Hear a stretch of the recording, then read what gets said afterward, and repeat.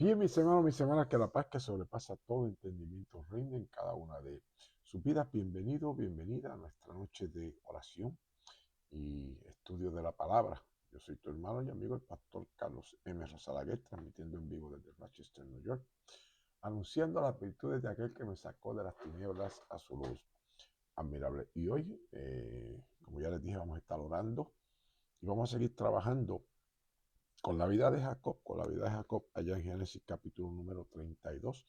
Si tienes tu Biblia contigo, te voy a invitar a que vayas conmigo a Génesis capítulo 32, Génesis capítulo 32. Y vamos a leer una porción por aquí, que es con la que hemos estado batallando en estos pasados días. Y hoy la batalla sigue, esto no para. Génesis 32, capítulo 32, vamos a ponerlo por aquí. Y yo voy a ir presentando poco a poco este pasaje. Génesis capítulo 32.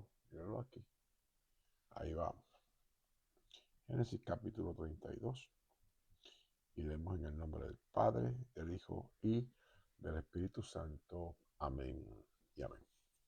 Jacob se prepara para el encuentro con Esaú. Ese es el título. Dice, Jacob siguió su camino y le salieron al encuentro ángeles de Dios. Y dijo Jacob cuando los vio, campamento de Dios es este. Y llamó el nombre de aquel lugar Mahanaim. Y envió Jacob mensajeros delante de sí a Esaú su hermano, a la tierra de Seir, campo de Esaú. Y les mandó diciendo, así diréis a mi señor Esaú, así dice tu siervo Jacob, con Labán he morado y me he detenido hasta ahora. Y tengo vacas, asnos, ovejas, siervos y siervas. Y envío a deciros a mi señor para hallar gracia ante sus ojos. Y los mensajeros volvieron a Jacob diciendo, vinimos a tu hermano Esaú, y él también viene a recibirte.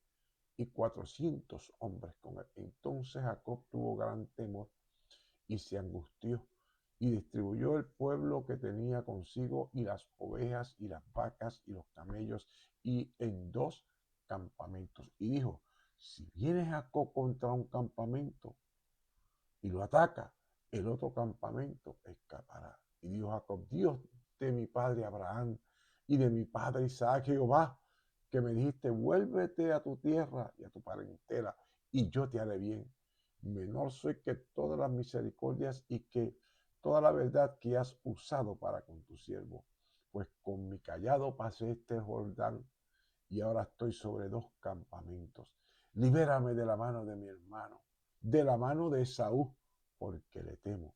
No venga acaso y me hiera la madre con los hijos. Y tú has dicho, yo te haré bien y tu descendencia será como la arena del mar, que no se puede contar por la multitud. Y durmió allí aquella noche y tomó de lo que le vino a la mano en un presente para su hermano Esaú. 200 cabras y 20 machos cabríos, 200 ovejas y 20 carneros, 30 camellas paridas con sus crías, 40 vacas y 10 novillos, y 20 asnas y 10 borrigos. Y lo entregó a sus siervos, cada manada de por sí, y dijo a sus siervos, pasad delante de mí y poned espacio entre manada y manada. Y mandó al primero diciendo, si Esaú mi hermano te encontrare y te preguntare diciendo, ¿de quién eres? ¿Y a dónde vas? ¿Y para quién es esto que llevas delante de ti? Entonces dirás, es un presente de tu siervo Jacob, que envía a mi señor Esaú. Y aquí también él viene tras nosotros. Mandó también al segundo y al tercero y a todos los que iban tras aquellas manadas, diciendo, conforme esto hablaréis a Esaú cuando le hallares, y diréis también, he aquí tu siervo Jacob viene tras nosotros, porque dijo, apaciguaré su ira con el presente que va delante de mí, y después veré su rostro. Quizás le seré acepto. Pasó pues el presente delante de él, y él durmió aquella noche en él campamento. Vamos a dejarlo hasta ahí, porque ustedes saben que decíamos la semana pasada, que los desafiaba a que vieran esto como ese periodo de unas 60, 72 horas, que en ocasiones nosotros como seres humanos vivimos unas tranquillas y unas encrucijadas y como que la vida nos mete por unos cepos, hermanos, que son de 2 días, de 3 días, y uno está gimiendo, clamando, llorando delante de Dios dentro de ese periodo de tiempo. Y la verdad es que es como que no hay escape, que no hay escape. Entonces, ¿qué pasa? Que por lo menos esta parte, cuando lleguemos a esa batalla de Jacob cara a cara con el Dios del cielo, nosotros vamos a trabajar bien fuerte, esto que él dice aquí. Y después veré su rostro. Y después veré su rostro. Después veré su rostro. Así eso lo vamos a dejar ahí cocinando bien a fuego, bien lento. Déjelo ahí tranquilo, porque esa dinámica tenemos que verla. Tenemos que ver la dinámica, cómo es que Jacob divide el campamento. También tenemos que ver la dinámica, por qué divide el campamento, qué motiva a Jacob a esto. Hay una batalla interna dentro de Jacob, que él sabe que de una manera u otra, si se detona la guerra entre él y su hermano, como él está rumiendo y creyendo que va a pasar, él sabe que él tiene que tomar la decisión, que él tiene que dejarse matar o matar. Y dentro de esa dinámica, él desarrolla una estrategia, él planifica toda esta gama de asuntos que vemos, pero dentro de esa planificación, una opción que él utiliza es orar. Y entonces ahí es donde nos estamos concentrando, porque en ocasiones creemos que somos los primeros en que tenemos un montón de situaciones, oramos a Dios, pero entonces salimos a resolver un montón de cosas a la misma vez. Volvemos a orar y seguimos resolviendo un montón de cosas a la misma vez. No somos los primeros ni vamos a ser los últimos. Así que perdónenme por darle la mala noticia de que usted no es el primero, no es la primera que responde a la vida de esa manera. Aquí vemos a Jacob. Aquí vemos a Jacob. Y lo otro terrible que es, vamos entonces a los versos de más arriba. Decíamos la semana pasada que cuando Jacob dice Mahanaim, Mahanaim quiere decir literalmente dos campamentos. ¿Ves? Entendido aquí, dos campamentos. Eso es lo que quiere decir literalmente. Mahanaim es lo que él describe cuando él lleva a su gente como como un solo equipo, como un solo campamento. Y decíamos la semana pasada que el campamento de Jacob va en busca, lleno de ansiedad, de volatilidad, uncertainty, complexity, ambigüedad. Él no sabe cómo meterle mano a la cosa, porque que fueron más de 20 años bajo el yugo de Labán, aprendiendo a sobrevivir y desarrollando estrategias para sobrevivir, pues entonces vive en una tensión y en una crisis continua y diaria. Y el Dios del cielo viene desintoxicándolo de ese reaccionismo con las vigilias de la noche en oración. ¿Qué pasa también? Aquí es para, antes de nosotros meterle caña, simplemente tocando base. Y es que Mahanaim ya dijimos que son dos campamentos. Pero tan pronto él responde que un reaccionismo, ya no son dos campamentos. Ya son cuántos. El campamento de ángeles y los dos campamentos que Jacob crea. Pero entonces aquí vemos un tercer campamento. Esaú, su hermano, a la tierra de Seir, campo de Edom. Así que cuando Esaú viene al encuentro de Jacob, ya es un cuarto campamento que entra en escena. Así que Jacob tiene la mente, hermano, llena de tanta crisis, de tantos problemas y de cómo voy a protegerme, cómo voy a que la promesa permanezca. Verá esto, verá esto, verá esto. Vela esto, vela esto. El verso 12, este verso 12 no lo puede soltar. Y si su Biblia no se lo sabe, que se lo aprenda. Escucha a Jacob orando, razonando y tratando de hacer un análisis, tú sabes, crítico, racional con Dios. Y tú has dicho, yo te haré bien y tu descendencia será como la arena del mar, que no puede ser contada por la multitud. Esas son las últimas palabras que Jacob dice antes de tirarse a dormir esa noche. ¿Por qué? Porque Jacob, al igual que muchos de nosotros, tiene la idea de que Dios necesita ayuda. Dios no necesita ayuda. Dios necesita a alguien que se rinda con la intención y el deseo de colaborar con Dios en la transformación de su vida para poderse convertir en esa habitación que el Dios del cielo quiere llenar. Es bien importante, no la suerte, no la suerte. Así que vamos entonces para arriba, donde estábamos trabajando. Nos quedamos trabajando en este asunto cuando Jacob pasa la crisis de recibir la mala noticia de que su hermano viene hacia él con ¿qué? Con un ejército.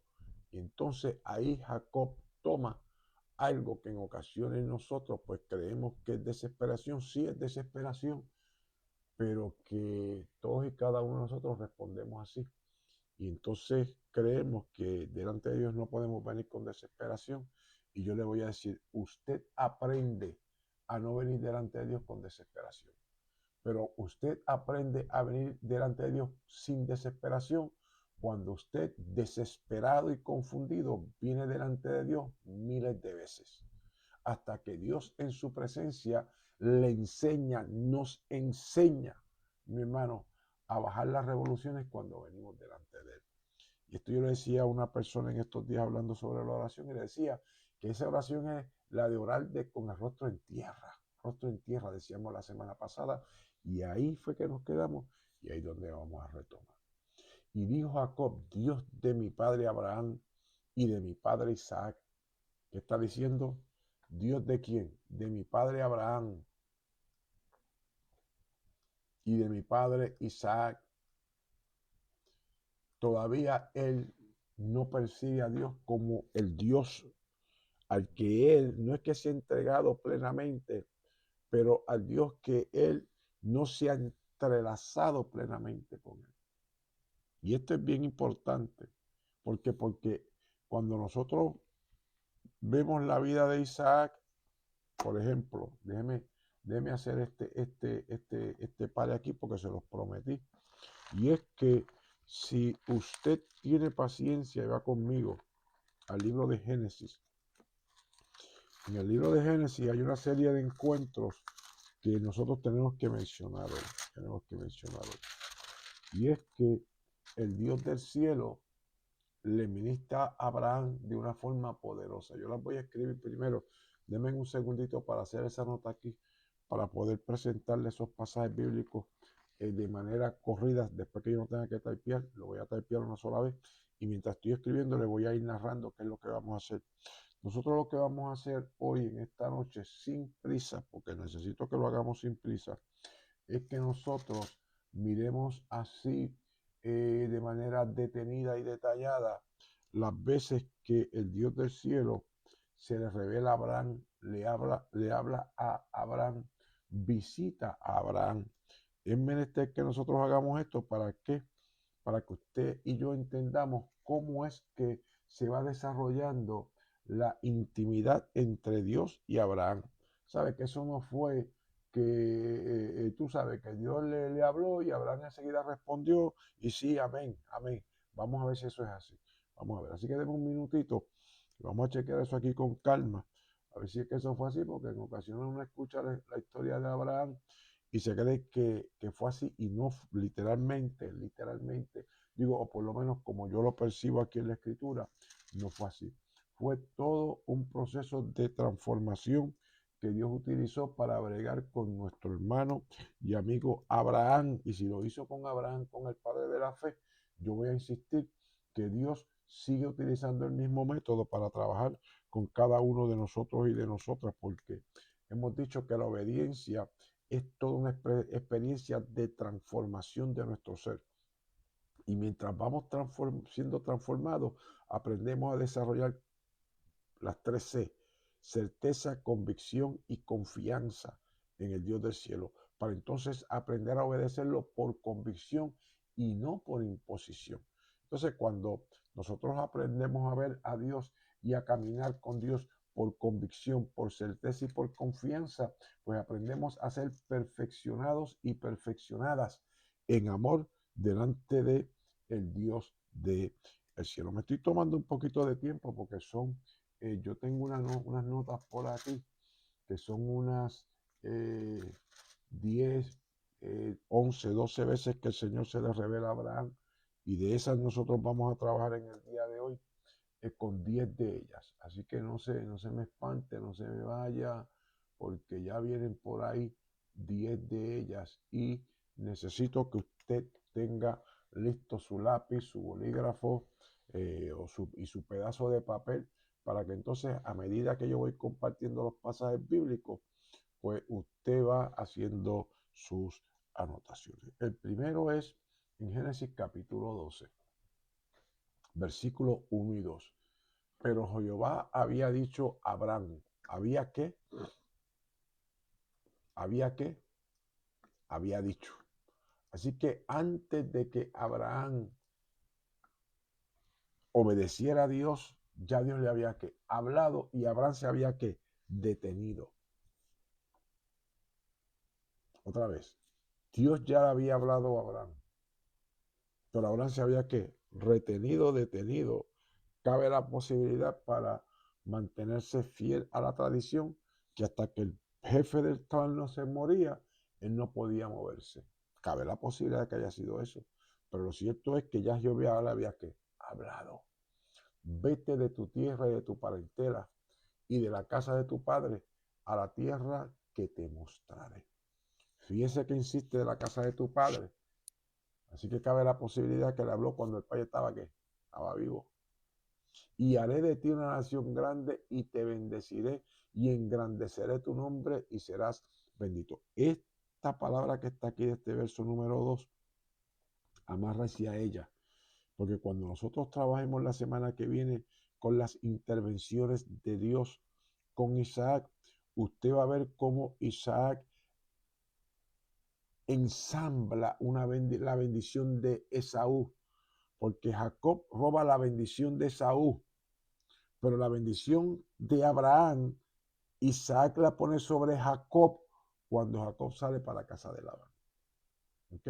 Así que eso también lo tenemos que ver con calma, porque es bien importante para que nosotros entendamos el proceso que se genera en el ser humano y cómo Dios lo gestiona para que nosotros desarrollemos intimidad con el Dios del cielo. Entonces, ahí está ese pasaje, y de ahí el próximo. Mire lo que dice entonces la Escritura en Génesis capítulo 12, versos 7 y verso 8. Y apareció Jehová a Abraham y le dijo, a tu descendencia daré esta tierra. Y edificó allí un altar a Jehová, quien le había aparecido. Luego se pasó de allí a un monte al oriente de Betel y plantó sus tiendas, teniendo a Betel al occidente, y ahí al oriente edificó allí altar a Dios e invocó el nombre de Jehová. Así que ya en este punto, cuando Jehová se le revela nuevamente y le confirma la promesa que hace Abraham, el primer altar que él hace. Así que ya vamos viendo lo que hace la revelación de Dios. La revelación de Dios, Dios se revela, promete e insiste en hablarnos. Y cuando nosotros comenzamos a percibir y a entender la voz de Dios, ¿qué es lo próximo que hacemos? Comenzamos a adorar. Pero entonces la adoración aquí Abraham no está cantando, no tiene ningún instrumento, no ha declarado ninguna promesa, no ha declarado ningún pacto. Adorar entonces está bien entrelazada en la vida de Abraham con dos cosas bien esenciales: con escuchar a Dios y comenzar a moverse en la dimensión que Dios es glorificado. Otra vez, hay dos cosas bien importantes que comienzan a generar la oración en Abraham. Aprender a escuchar a Dios, y tan pronto él comienza a aprender a escuchar a Dios, él levanta un altar. Una vez que levanta ese altar, sacrifica víctimas. El sacrificar víctimas lleva a Abraham a atreverse a moverse en la dirección que glorifica a Dios. Vamos a leerlo otra vez. Y apareció Jehová a Abraham, todavía no le ha cambiado el nombre, y le dijo, a tu descendencia daré esta tierra. Y tan pronto Dios le dé esa palabra, y edificó allí un altar a Jehová, quien le había aparecido. Se mueve de ese lugar. Luego se pasó de allí a un monte en el oriente de Betel y plantó su tienda, teniendo a Betel al occidente y ahí al oriente. ¿Y qué hizo? Tan pronto se está moviendo, creyendo que se está moviendo en la dimensión de Dios.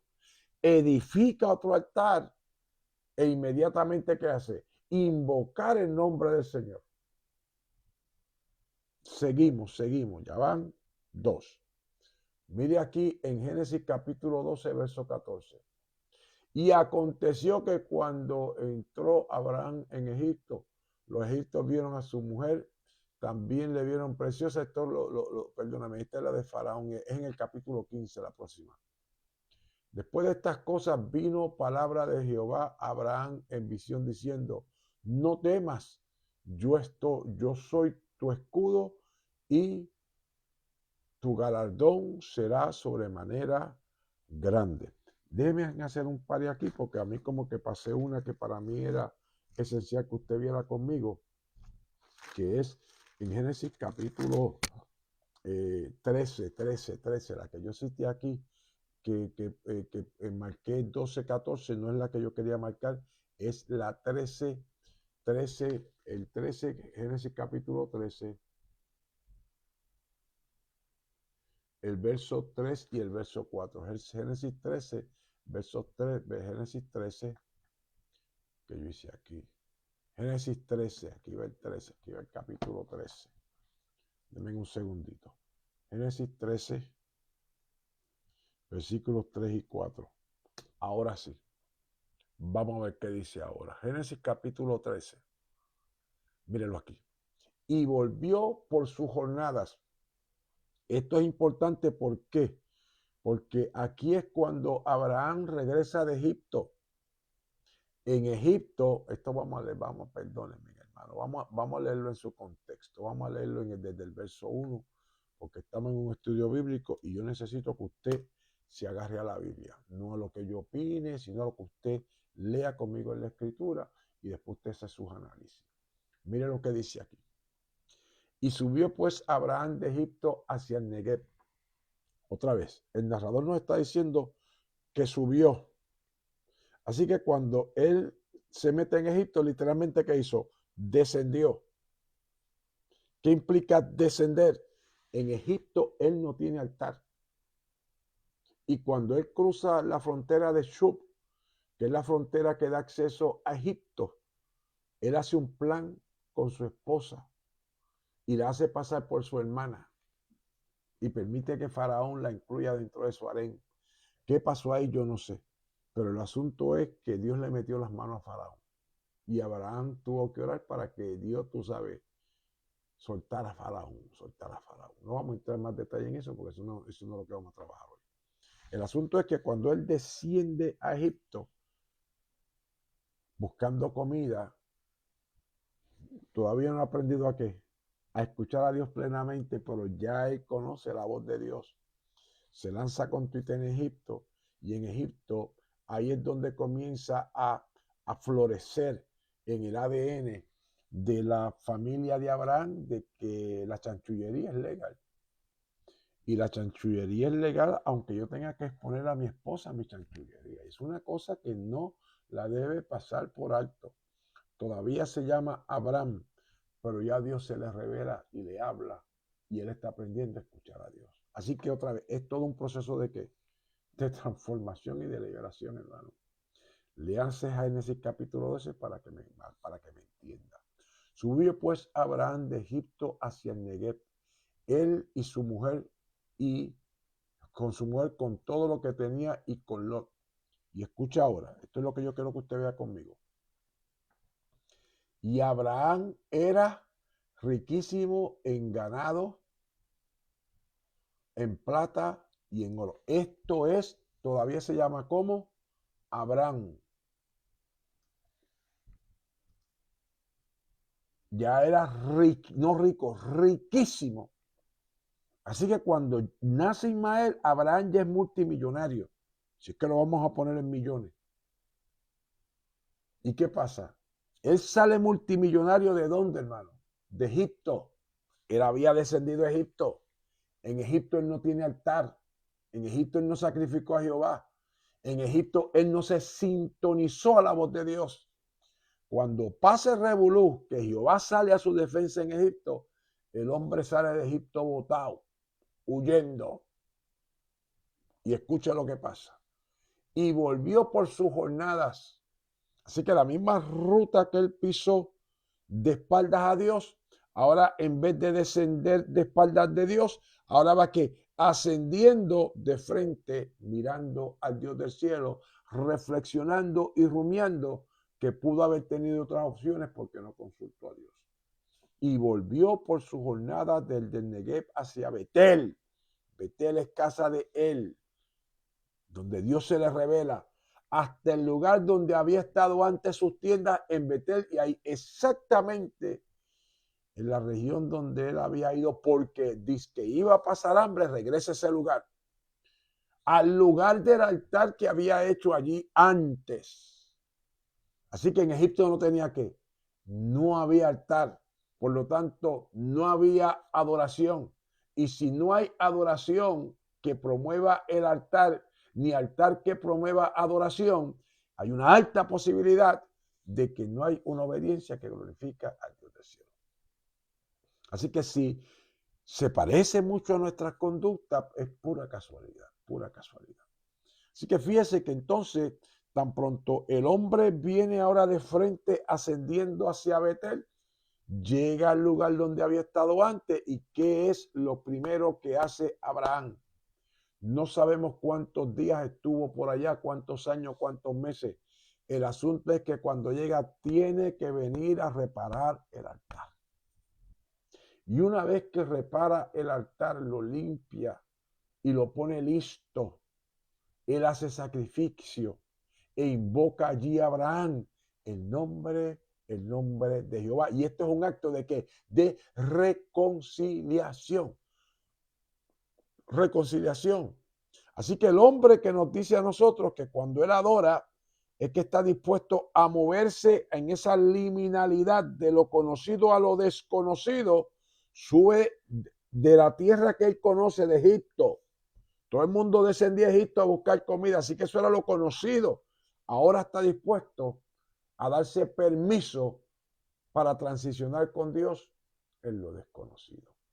Y en Génesis capítulo 15, verso 1, que dice, después de estas cosas, usted puede liberar a su sobrino. Dios se le vuelve y se le revela. Le dice, compi, tú no liberaste a tu sobrino porque tú tienes buena espada o porque tú tengas babilla. Es que yo soy tu escudo, yo soy tu galardón. Y tú vas a ser en sobremaneramente grande. Vamos a meterle mano a la vida, Abraham. Y en ese mismo capítulo es que Dios le promete su hijo. Luego vino a él palabra de Jehová diciendo, no te heredará este, sino un hijo tuyo será el que te heredará. Pero entonces, en ese capítulo, sigue la conversación entre Abraham y el Dios del cielo, y dice que más a la caída del sol sobrecogió el sueño de Abraham. Y aquí que el temor de una gran oscuridad cayó sobre él. A mí me encanta este temor de una gran oscuridad cae sobre él, porque yo no sé si usted ha experimentado eso. Pero hay momentos que uno en la presencia de Dios, orando y clamando, hermano, como que de momento se hace un silencio, de esos silencios sepulcrales. Yo he vivido esa experiencia que se hace un silencio, pero hermano, un silencio que uno tiembla. Y de momento como que me cae ese temor que lo que quiero es como que esconderme entre las piedras. Eso es presencia de Dios, presencia de Dios. Y dice que cuando Abraham experimenta eso, Jehová dijo a Abraham, ten por cierto que tu descendencia morará en tierra ajena y será esclava allí y será oprimida 400 años. Esta experiencia es la que Dios le da a Abraham una agenda de más de 700 años. porque Abraham todavía está vivo. Tiene que pasar los años de Isaac, tiene que pasar los años de Jacob, y entonces es que llegan los años de la esclavitud del pueblo del Dios del cielo en Egipto. Así que es una agenda de más de 700 años que Dios le da a medida que va desarrollando su vida de oración y adoración. Adoración, oración, amplía la revelación, nos sintoniza a la voz de Dios, nos alinea el corazón al corazón de Dios y Dios comienza a revelar sus secretos para con nosotros. ¿Abraham lo entendió plenamente? No creo que lo haya entendido plenamente. Por eso es que Dios lo hace depositario de esa palabra que él mismo no puede manejar. Así que mi hermano, mi hermana, cuando llegan esos momentos en que Dios nos hace ese depósito de una palabra que nosotros no podemos entender y no podemos manejar, vuelvo y te digo, no eres el primero y no vas a ser el último. Pero que aquí hay algo que corre paralelo. Te hace depositario de una palabra que tú no puedes manejar porque estás desarrollando tu intimidad con el Dios del cielo. El salmista lo dice de esta manera, en el Salmo número 25, es para no sacar esta parte de aquí, yo creo que la puedo sacar, déjame hacer algo aquí. Yo creo que la puedo sacar sin dañarla y es añadiendo otra pestaña. Vamos a añadir otra pestaña porque yo necesito que usted vaya conmigo al Salmo número 25. En el Salmo 25 hay una palabra poderosísima de lo que el Dios del cielo nos invita a elevarnos cuando estamos desarrollando nuestra vida de oración delante de él. Acuérdense que estamos orando ese cara a cara con Dios, ese sentir la palabra de Dios, ese sentir la voz de Dios. Pero entonces lo queremos ver cómo sigue evolucionando hasta ese creyente que sabe que tiene intimidad con Dios, que sabe que Dios se le revela, que sabe que está en el plan de Dios, pero se encuentra en una encrucijada como la que se encontró Jacob, afligido, angustiado, en temor, en confusión, he agotado todos los recursos. Entonces uno se tira al piso, llora, gime, hasta que sale esa palabra del interior de uno, es que tengo temor, es que no sé qué más hacer, es que no sé por dónde meterme, es que yo he creído que te he obedecido. Y cuando el alma se derrama de esa manera, hermano, Dios revela su rostro, Dios revela su rostro. Y fíjese que el salmista nos lo dice de esta manera: a ti, oh Jehová, levantaré mi alma.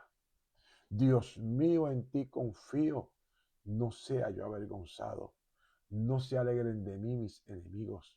Ciertamente ninguno de cuantos esperan en ti serán confundidos, serán avergonzados los que se rebelan sin causa. Y dice: muéstrame, oh Jehová, tus caminos, enséñame tus sendas, encamíname en tu verdad y enséñame, porque tú eres el Dios de mi salvación, en ti he esperado todo el día. Acuérdate, oh Jehová, de tus piedades y de tus misericordias, que son perpetuas. De los pecados de mi juventud y de mis rebeliones no te acuerdes. Conforme a tu misericordia, acuérdate de mí por tu bondad, oh Jehová. Bueno y recto es Jehová, por tanto, él enseñará a los pecadores el camino, encaminará a los humildes por el juicio y enseñará a los mansos su carrera. Todas las sendas de Jehová son misericordia y verdad para los que guardan su pacto y sus testimonios. Por amor de tu nombre, oh Jehová, perdonarás también mi pecado, que es grande. ¿Quién es el hombre que teme a Jehová? Él le enseñará el camino que ha de escoger.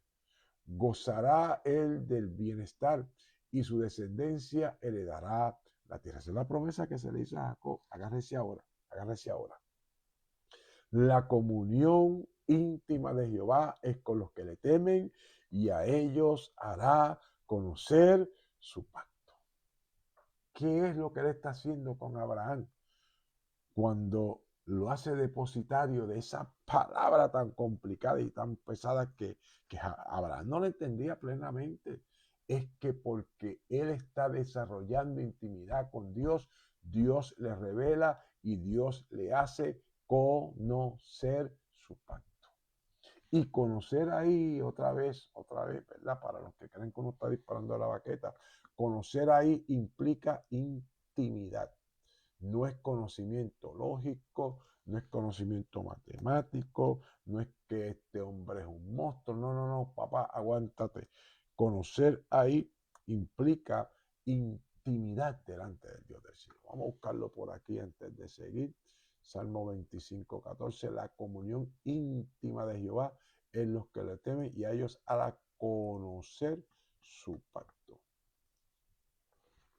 Conocer su pacto, conocer su pacto. Conocer su pacto. Conocer su pacto. Amén. Míralo aquí. Le da esa certeza. Míralo aquí. Certainty. Vamos a buscar aquí. El verso 14. Mírelo aquí. Mire la intimidad.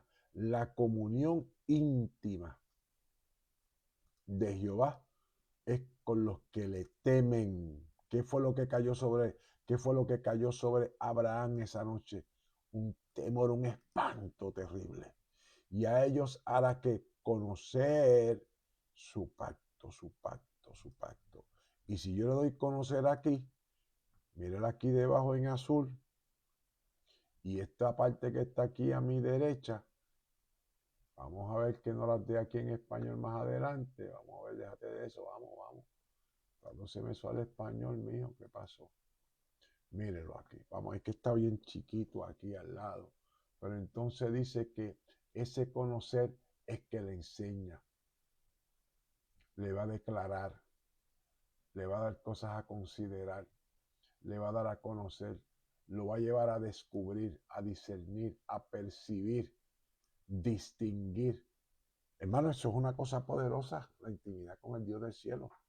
La intimidad con el Dios del cielo otra vez es poderosa, le hará percibir, le hará ver, le va a descubrir, le hará discernir, le va a dar discreción, lo va a hacer distinguir el pacto del Dios del cielo, el pacto del Dios del cielo. Por eso entonces estamos diciendo que cuando Abraham está desarrollando su vida de intimidad y gemidos delante del Dios del cielo, orando, que el Dios del cielo le pide esas víctimas para hacer el sacrificio del pacto de la circuncisión, cae ese temor sobre él. ¿Qué otra experiencia tiene Abraham que Dios le habla en esa parte progresiva que él lleva? Era Abraham de 99 años cuando apareció Jehová y le dijo: yo soy el Dios Todopoderoso, anda delante de mí y sé perfecto, y pondré mi pacto entre mí y ti, y te multiplicaré en gran manera. La primera vez que le dice: anda delante de mí derechito, papá, no te duermas, porque si te duermes en la paz te voy a dar sabor, te descualifico. ¿Por qué esto es importante? Porque los historiadores judíos proponen que Dios puso los ojos sobre Nacor, el padre de Abraham, y porque Nacor tomó la decisión de seguir a Dios de lejos, su otro hijo muere y el Dios del cielo le hace la misma invitación a Abraham y Abraham se amarra con el Dios del cielo. Ya en esta parte que Abraham tiene más comprensión y más entendimiento de quién es Dios, que Dios le dice: compi, tiene que comenzar a andar en perfección delante de mí. Por eso es que a mí me molesta tanto la religión, porque la religión quiere forzarnos a nosotros a asumir, a creer que esto es de la noche a la mañana. Agárrese, porque ¿qué tenemos que hacer esto? Y salga el tiro por donde salga, y el que le esté malo, pues que le esté malo. Usted sabe cómo es imprudente.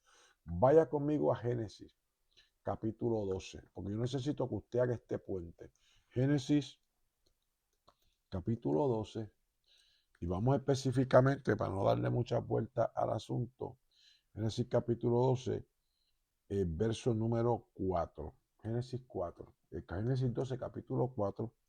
Y estábamos también en Génesis capítulo Estamos trabajando ahora mismo en Génesis capítulo 17, versos 1 y 2. Vamos a añadirlo aquí. Génesis capítulo 17, versos 1 y 2. Mire lo que dice entonces ahora la escritura. Vaya conmigo. Vaya conmigo. Y se fue Abraham como Jehová le dijo, y Lot fue con él. Y era Abraham de ¿cuánto? De 75 años cuando salió de Harán. Vamos a hacer esa matemática. Era Abraham de ¿cuánto? Vamos a escribirlo por aquí, tú sabes, 75 años. 75. Ahora vamos al otro pasaje. Génesis capítulo 17, versos 1 y 2. Era Abraham de ¿cuánto? 99 años. 99. Así que le pasaron ¿cuánto? 24 años en intimidad y en relación con el Dios del cielo. 24 años en ese diálogo, en ese escuchar, en ese moverse a ciegas. Y es la primera vez que Dios le dice ¿qué? ¿Qué dice su Biblia ahí?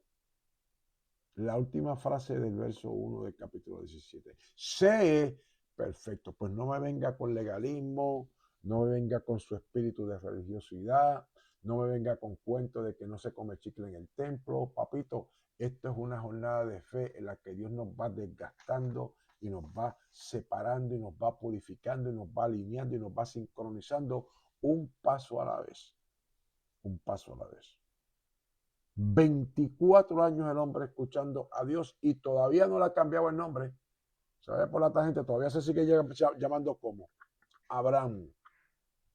Dios le habla, se le revela, lo defiende, lo visita. 24 años para decirle, compa, te voy a decir algo. Ya llegó el tiempo de que comiences a madurar y a entender que delante de mí tienes que andar perfecto. Y el asunto de esto es, vamos a seguir por aquí para que tú sabes. No vayan a creer que yo me la estoy sacando de la manga. Que de aquí para adelante Abraham desarrolla una intimidad con Dios tan terrible que el Dios del cielo se le revela nuevamente. Después le apareció Jehová en el encinar de Manre. El encinar de Manre, estando él sentado a la puerta de su tienda en el calor de día. ¿Por qué esto es importante? Porque si usted va otra vez desde Génesis capítulo 12 hasta el capítulo 17, vimos que son 24 años. 24 años Dios revelándosele y 24 años cada vez que Abraham se mueve, ¿qué dijimos? Él se mueve como resultado de que hizo un altar en el punto A y hace el altar, sacrifica, Dios lo inspira y se mueve hacia el punto B en obediencia. Y tan pronto llegue a ese punto B, que es lo primero que hace Abraham, él monta un altar y ofrece víctimas porque quiere seguir escuchando a quién, a Dios. Pero entonces que hay otro componente en el encinar. Encinar es una región donde hay muchas encinas, árboles que se podían considerar también como robles, un roblar, muchos robles por donde quiera. ¿Por qué esto es importante? Porque Abraham hace la conexión entre el encinar y el Dios que se revela. Así que donde quiera que él mueve sus tiendas, vaya a buscar desde Génesis capítulo 12. Donde quiera que él mueve sus tiendas, él frena y pone sus tiendas en un encinar. Dios está desarrollando la visión y comprensión de Abraham de quién es Dios. Y si lo hizo con Abraham, mi hermano, mi hermana, lo va a hacer contigo, lo va a hacer conmigo y lo va a hacer con cada uno de nosotros, porque esa es la obra de santificación de Dios. Se le revela, le habla y alzó los ojos y miró y aquí Abraham ve que vienen, que decíamos la semana pasada, 3 varones. A Jehová y 3 varones. Así que son 4 los que vienen y Jehová encarnado. Seguimos. En Génesis capítulo número 22 vuelve Dios y le habla. Pero esta vez aconteció después de estas cosas que probó Dios a Abraham y le dijo, Abraham, ¿ya le cambió qué? Ya le cambió el nombre. Ahora el hombre está en otra dimensión, ya su hijo es un joven entre los 13 a los 20 años. Y él respondió, heme aquí, y dijo, toma ahora a tu hijo, tu único hijo. Él tiene dos. Él tiene Ismael y tiene Isaac. Ya Ismael está afuera, pero Ismael sigue siendo su hijo. Ahora toma a tu hijo, tu único hijo. Los dos eran unigénitos, uno con Agar y uno con Sara. Dios le tiene que decir claro, Isaac, que te acuerdas que cuando te hablé te echaste a reír. Eso está dentro de los pasajes que leímos. Lo que pasa es que yo no lo quise leer para no alargar la cosa. Pero cuando Dios le habla a Abraham sobre su hijo, Abraham es el que se echa a reír, rostro en tierra. Y Dios le dice, mira, brother, porque te reíste, el nene se va a llamar Isaac, ¿sabes? Y le dice, a quien amas, y vete a tierra de Moria y ofrécelo allí en holocausto sobre uno de los montes que yo te diré. Mira el cambio. ¿Dónde vimos a Abraham adorando todo este tiempo? En la llanura, rodeado de robles. Ahora Dios se le revela y le dice, brother, vamos por un monte para allá arriba, vente. Vamos para allá arriba y me vas a sacrificar a tu hijo. Y entonces usted dirá, pero pastor, ¿cómo que Dios lo? Sí, mi hermano. Dios tiene que invitar a Abraham a hacer este sacrificio porque de la región que viene Abraham, de Ur de los Caldeos, para la gente de Ur de los Caldeos no era ningún problema sacrificar los hijos, y especialmente los hijos, los primeros, los mayores, no era para ellos ningún problema, era parte de su tradición.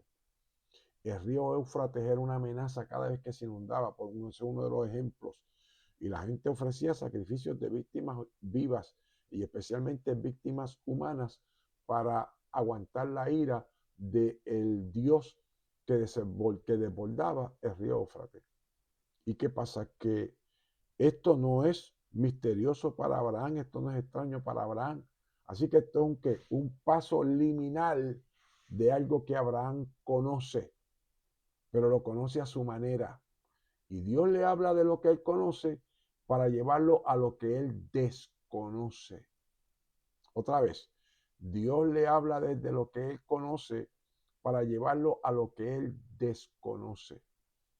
Y ya han pasado más de 30 años de intimidad y de relación entre Dios y Abraham. Y de la noche a la mañana que Dios le pida algo tan delicado y tan personal como su hijo, era para que Abraham se espantara, y fue todo lo contrario. Ni tardo ni perezoso respondió al pedido de su amigo. Entonces el ángel de Jehová le dijo desde el cielo, aquí está nuevamente el ángel de Jehová hablándole a Abraham, en esta ocasión desde el cielo, para que no le haga daño al muchacho. Y esas son las 10 veces que marcamos, ¿verdad? Para compartir con usted en esta noche, de ver cómo el Dios del cielo fue procesando a Abraham gradualmente. Pero dentro de esa experiencia de Dios procesando a Abraham gradualmente, nosotros vimos a Abraham cometiendo unos errores atroces. Lo vimos metiéndose en Egipto, lo vimos metiéndose con Agar, lo vimos metiéndose mintiéndole al rey de los filisteos, lo vimos enviando de una manera cruel a Ismael y Agar al desierto a que se murieran, simplemente con un poquito de paño y un poquito de agua, un hombre que era multimillonario. Sabe que hay muchas cosas envueltas en la vida de oración de Abraham que nosotros pasamos por alto, porque como se nos quiere representar esa religión monástica de que si estoy en el evangelio es que tengo que andar y los pies míos no pueden ni tocar la tierra porque me contamino. Hermano, yo voy a decirle otra vez, eso es religión. Nosotros le tenemos que dar gloria a Dios porque nos reveló a Jesucristo. Y mientras más rápido usted se apropie de esta verdad, ¿de qué verdad? De que te revelaron a Jesucristo porque necesitamos a Jesucristo.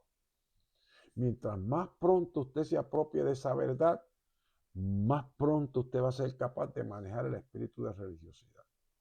Porque mientras nosotros no le pongamos el cascabel al gato, la religiosidad nos va a seguir comiendo los dulces. Ahí vimos otra vez Abraham, 10 veces revelar esa palabra. El hombre lleno de debilidades, de flaquezas, pero Dios sigue que ampliando la revelación, la comprensión y el entendimiento hasta que llegue a ese punto donde Dios y Abraham se convierten en amigos íntimos, en amigos íntimos. Dios lo hizo con Abraham y está en la agenda de hacerlo contigo y de hacerlo conmigo. Vamos entonces a buscar a Génesis capítulo 32 nuevamente, porque empezamos en Génesis capítulo 32 y que para el pastor nunca, no, trate quieto, y quieto, compi. Génesis 32 es el pie de arranque para toda esta batalla, porque tratar de entender la oración de Jacob sin nosotros ver cómo oraron los patriarcas tú sabes, no, eso no era. Dañamos el material si lo hacemos así, hermano. Dañamos la cosa si lo hacemos así. Así que yo voy a ponerle por aquí también Génesis capítulo 32 para que usted se vaya contentito a leer nuevamente. Y Génesis capítulo 32, ¿qué es lo que queremos ver? Que cuando Jacob tuvo gran temor, clama delante de Dios y le menciona a quién, a mi padre Abraham. Y ya nosotros vimos que de su padre Abraham la tradición le enseñó que su padre Abraham era visitado por Dios y hablaba con Dios con frecuencia.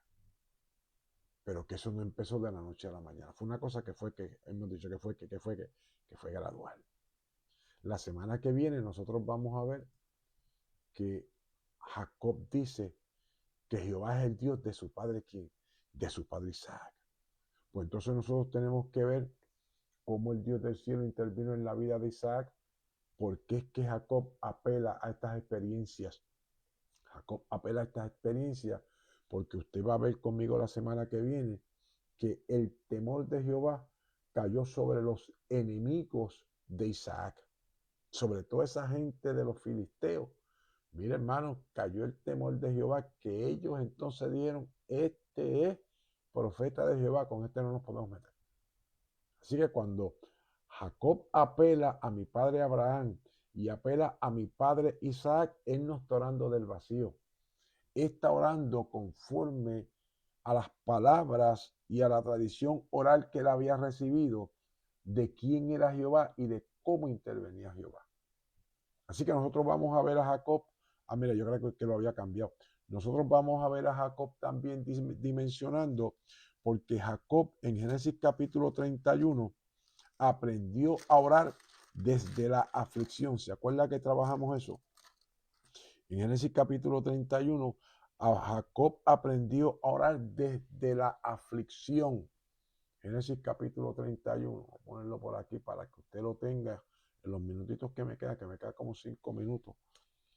Los minutitos que me quedan en Génesis capítulo 31, nosotros trabajamos, vamos directamente a ese pasaje porque no lo vamos a discutir muchas cosas. Es simplemente Génesis 31, 42.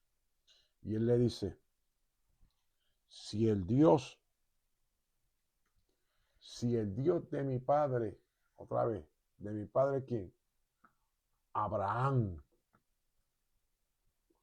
Y de mi padre, el Dios de mi padre, Abraham, y temor de Isaac, no estuviera conmigo, de cierto me enviarías ahora con las manos vacías.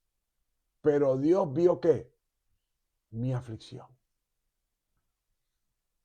Así que Jacob sabía orar y sabía que el Dios de quién, de Abraham y de Isaac, cuando ve el abuso, interviene.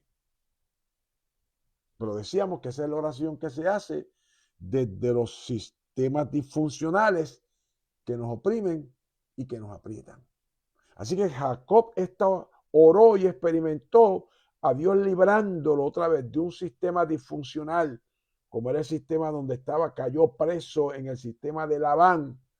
Pero ahora Jacob está viviendo una experiencia que él nunca había vivido, que era enfrentar el pasado de su pasado desde una manera ética y moral.